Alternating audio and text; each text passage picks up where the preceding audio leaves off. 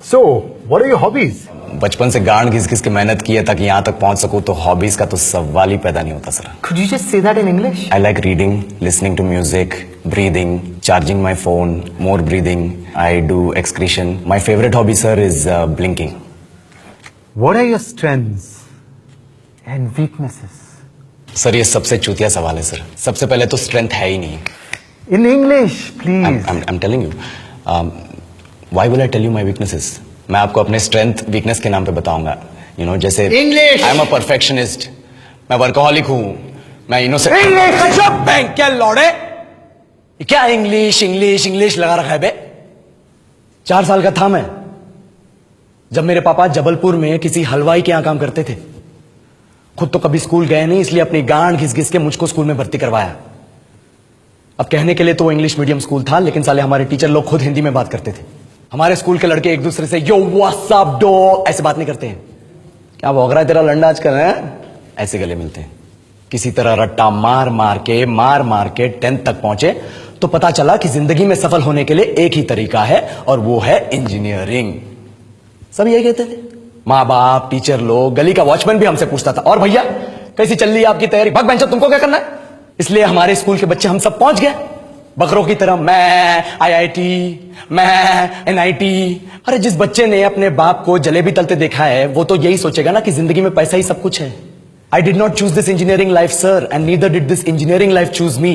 It was shoved down my throat by my teachers while my hands were tied to my back by my friends and my parents watched in silence. और English सुनेगा तो मादरचोद तो सुन.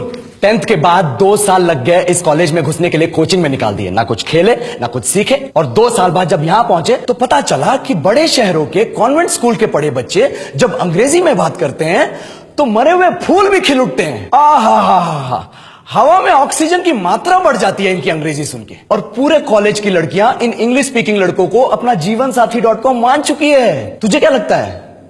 मुझे कभी लगा नहीं कि मैं अपनी अंग्रेजी पे काम करूं, अपनी पर्सनालिटी पे काम करूं. बहुत लगा. ये चूतिया इंडस वैली सिविलाइजेशन का जो एजुकेशन सिस्टम बिठा के रखे हो, जिसमें हर साल में 10 सब्जेक्ट, हर सब्जेक्ट में theory, practical, viva, lab work, external, internal, majors, minors, assignment, project, thesis, गांड मार के रख ली हमारी. महीनों तक नहाना भूल जाते हैं हम लोग, और फिर हमारा परसेप्शन बना देते हो कि हम ऐसे ही रहना चाहते हैं. अब इस साल में एक बार कल्चरल फेस्टिवल आता है, एक बार. उसके लिए भी प्रोफेसर से भीख मांगनी पड़ती है. अरे बिना इंग्लिश बोले, बिना लड़कियों से बात किए कौन गांडू रहना चाहता है वैसे?